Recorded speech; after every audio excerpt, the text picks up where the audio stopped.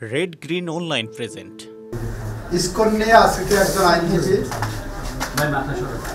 দুইটা পত্রিকা নিয়ে আদালতের দৃষ্টিতে আনেন, সুও মোটো রুল ইস্যু করার জন্য প্রার্থনা করেন এবং তার প্রার্থনার মূল প্রতিপাদ্য বিষয় ছিল ইসকনকে যাতে নিষিদ্ধ করা হয় এবং আইন শৃঙ্খলা রক্ষাকারী বাহিনীর উপরে যাতে নির্দেশ দেওয়া হয় সর্বোচ্চ গুরুত্ব দিয়ে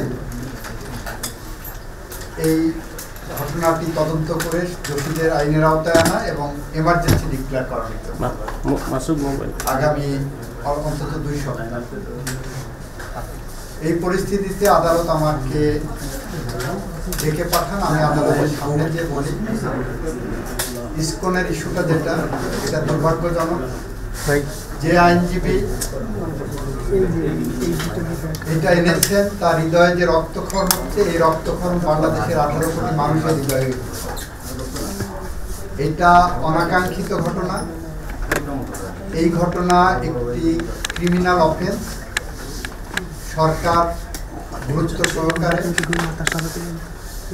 এই ঘটনাটিকে দেখছেন এবং এইটার যথাযথ আইনি পদক্ষেপ সরকার নেবেন। এই সংগঠন রেজিস্টার্ড কিনা, এই সংগঠন নিষিদ্ধ হবে কিনা, এই সংগঠনের বিরুদ্ধে কি কি ব্যবস্থা নেওয়া হবে, এই সংগঠনের অস্তিত্ব কি, এই সবগুলো বিষয়ে সরকারের পলিসি ডিসিশন এবং সরকার এটা খোঁজ খবর নিয়ে যথাযথ আইনিভাবে এটাকে দেখবেন। সব কিছু আদালতের সামনে এসে সুও মোটো নিষিদ্ধ করতে হবে।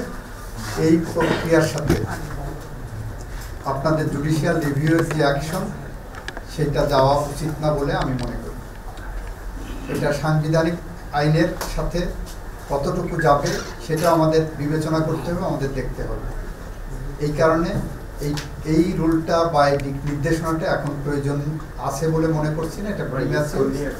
দেখেন সরকার কি করছে, দেখেন বিষয়টা কিভাবে হ্যান্ডেল হচ্ছে, সব পর্যালোচনা করে তারপরে যদি হয় তখন প্রপার ওয়েতে আসলে এটা দেখা যেতে পারে। আদালত অ্যাপারেন্টলি মনে হলো যে আমাদের বক্তব্যে সন্তুষ্ট। আদালত বললেন যে ঠিক আছে, কতটুকু প্রোগ্রেস আছে কালকে একটু সকালে ওনাকে একটু জানাতে বলেছেন, আমি জানাবো।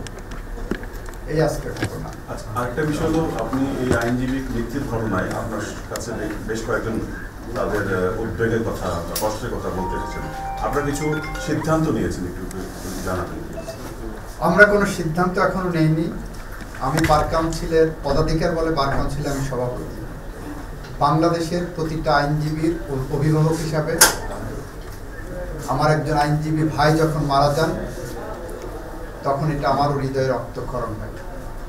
যে আইনজীবী মারা গেছেন তার 1.5 বছর একটা শিশু আছে, তার পরিবার আছে, সে আমাদের সবার মাঝ থেকে হারিয়ে গেছেন। নিশ্চয়ই আইনজীবী সমাজ এটা নিয়ে কনসার্ন। ইতিমধ্যে ইনফরমালি কিছু আলোচনা হয়েছে যে তার জন্য আমরা কি কি করতে পারি। এটা এখনো কোনো ফরমাল মিটিংয়ে এটা আলোচনা হয়নি। আলোচনা হলে তখন আমরা আপনাদের জানাবো। এই বিশেষ প্রতিবেদনটি যদি আপনাদের ভালো লেগে থাকে অথবা উপকৃত হন তাহলে অবশ্যই এই চ্যানেলটি সাবস্ক্রাইব করুন এবং লাইক, কমেন্ট ও শেয়ার করে রেড গ্রিন অনলাইনের সাথেই থাকুন। Thanks to everyone. Red green online.